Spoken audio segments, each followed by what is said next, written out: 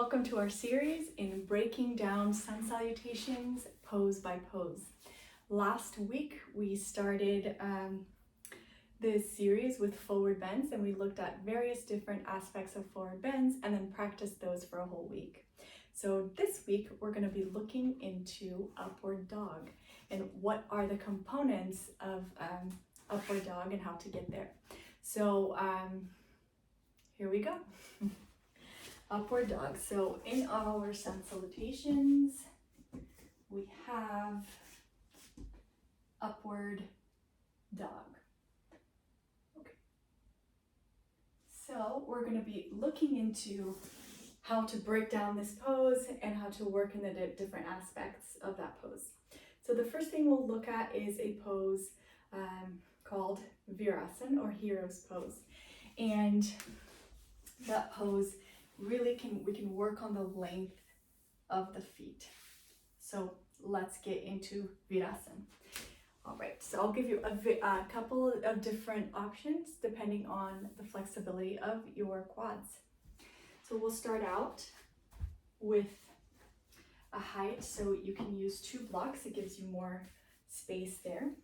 And come into the pose very carefully. So we can come into the pose here and carefully come back, pressing the tops of the feet down onto the mat, and you can sit in virasana like this.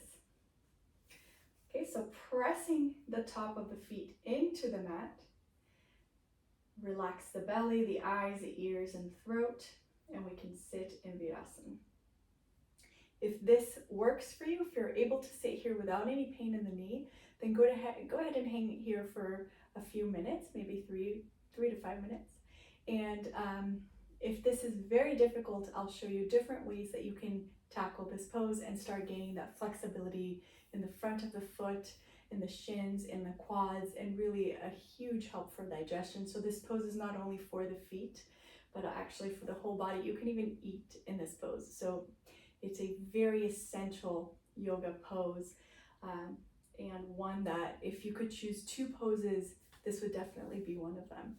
So I will come out of this pose and I will show you different variations in case your quads or the top of the feet are very tight. Getting out of this pose is the most important part because that's when most injuries do happen. So make sure that the knees are nice and happy. There's no pain in the knee. I'm going to come forward and come out of this pose carefully, like that. So this is one way to come out. Or, I can come back to downward dog and come out like this.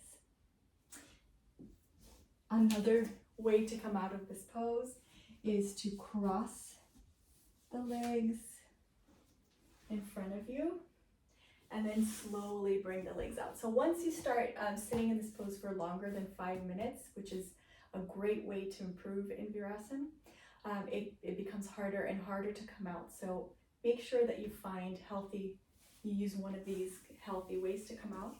I'll show you what not to do, okay, how not to come out of this pose. And unfortunately, it's one of the ways,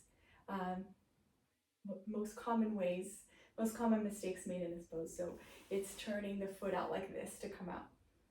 So make sure that if this is something that you have the tendency towards doing, that you correct it right away and make sure that you don't do this in order to come out. So prevent flipping the feet out. That'll damage the knees. All right. So here are some modifications for virasana.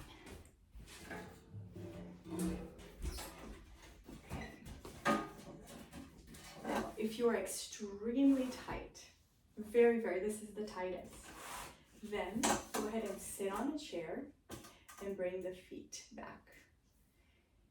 And one foot on the floor, 1 foot back, and really work here. So breathe, allow the foot to relax, and really get a workout here, or a stretch, and then go ahead and make sure if there isn't any pain in the knee, you can start adding height under the foot.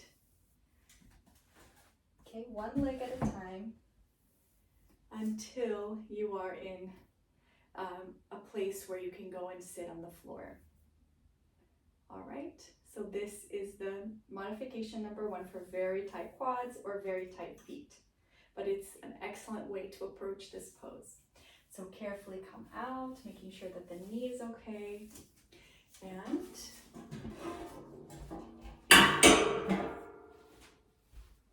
I'll show you a second way to approach this pose if you're tight, but you're able to sit on the floor. So you can use up to 2 blocks. I wouldn't go for 3 blocks, up to 2 blocks, I think it's okay. And you're going to bring always the left leg first into virasana, and you can have the right leg out. So you can straighten the right leg and then work here. And you can do sets, you can do maybe 10 sets of 30 seconds on each side, and then increase 10 sets, 1 minute on each side, and go improving slowly like that. So this can be the one pose that you do in your day.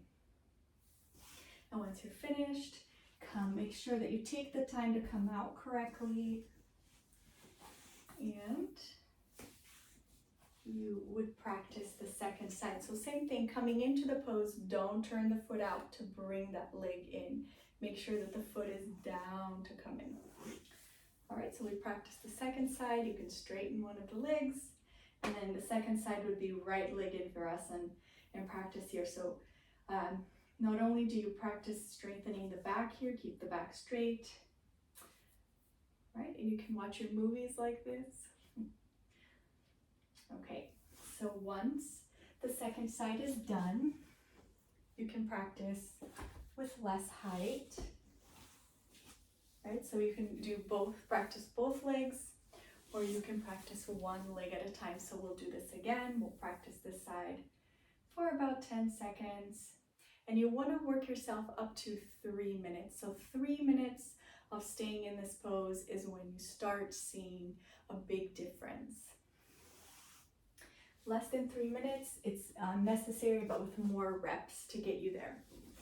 So common problems in this pose would be lots of pain in the heel. And I remember just having it be excruciating on my ankles. And so a great way to do it is to add a little support, a little rolled up towel, or a little roll, a soft roll underneath your ankle there.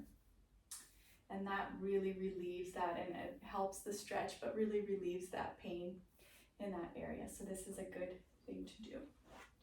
All right. So repeat this video as many times as you need to, where you get to the place that you can practice with 1 block, and or you're all the way down to the floor and you're able to sit in virasana in this way. All right. If you are able to be here without pain in the knee, so the key here is really without any pain in the knee, then we'll go further. Okay, here we are. So I'm going to come to this height. So I have half of a block. If you have 1 block, you can try this as well, as long as you don't have any pain in the knee. So right leg out, and I start learning here what it means to make the top of the femur heavy. So I make sure that I'm not lifting one hip, right? So if I am lifting a hip, add a little towel or a folded blanket onto my opposite side, right? So if I have my left leg, I'll add a little bit more height to my right side so that both hip bones are level to the floor. So I'm sitting level, and I can lift my chest and make sure that I'm not poking my floating ribs forward, that I have. All right, so I sit here, I take a few breaths, and I make sure that the skin of the knee is coming up. So sometimes I can, roll that skin in because of the mat, and so I don't want to do that. I want to make sure the skin is coming up.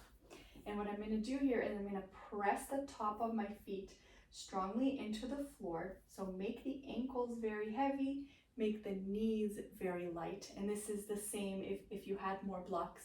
So make the knees almost as if the knees were floating, and make the ankles very, very heavy. And eventually all toes should touch the floor, and you can press all of the toes into the floor.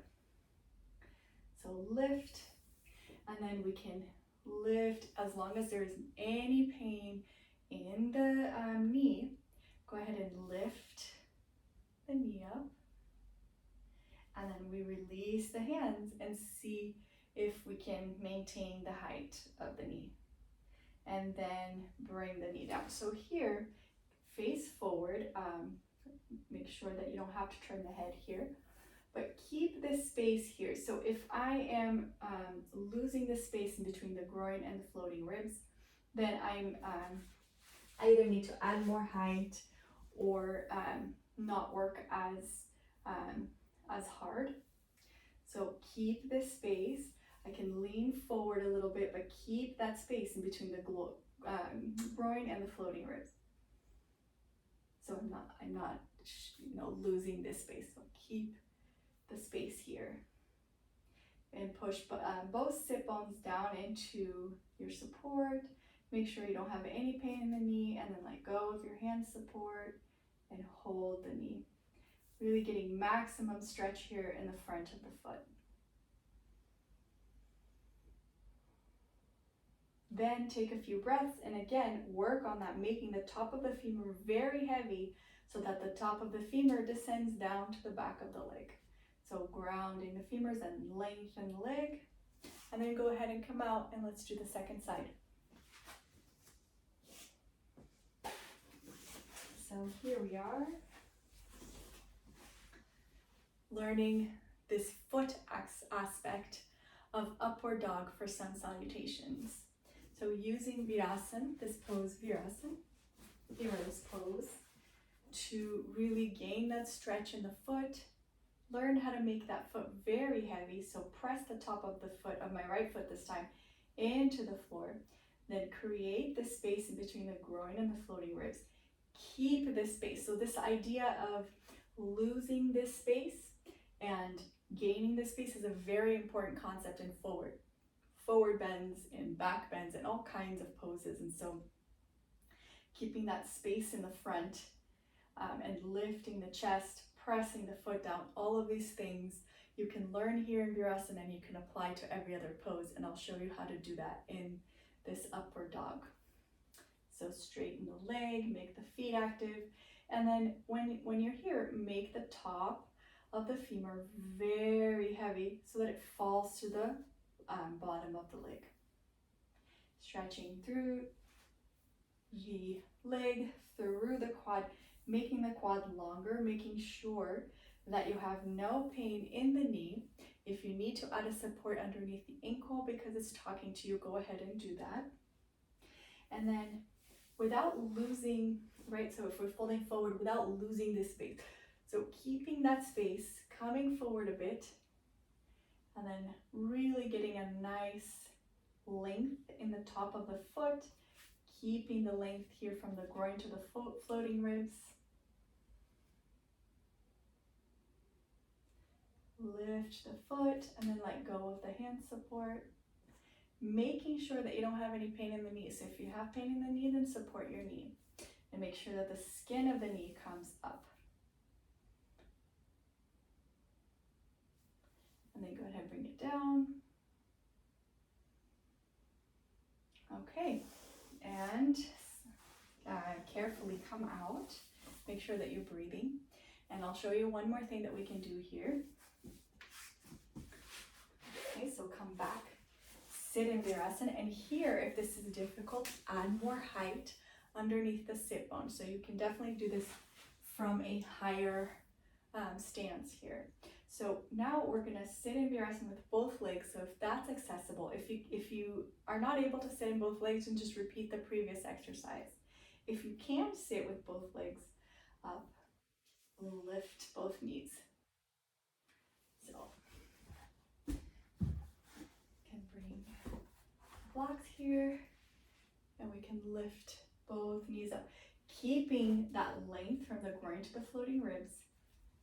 Lift both knees.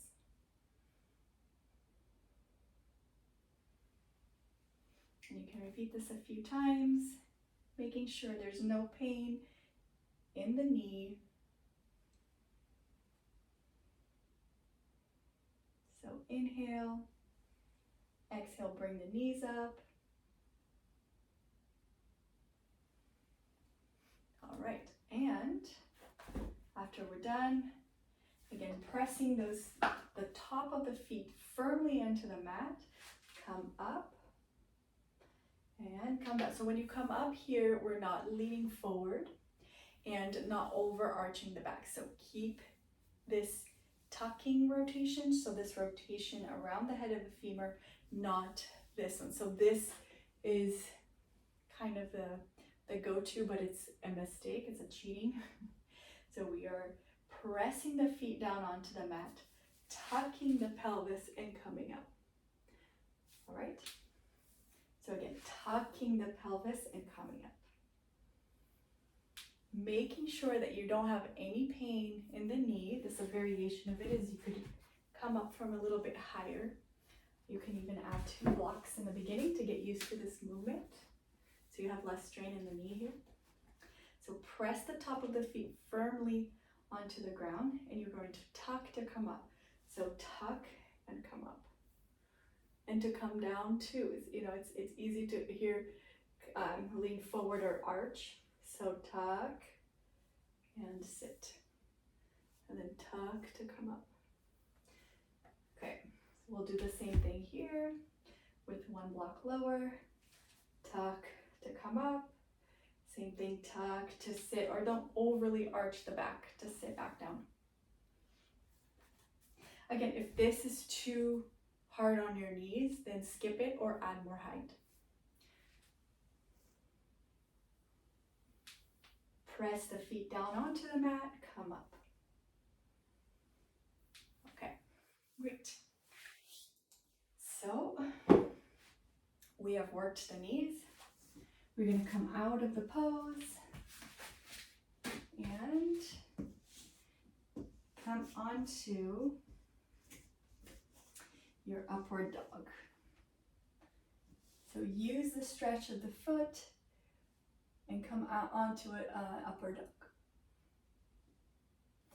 Okay, and come down. And you can go ahead and do a downward dog.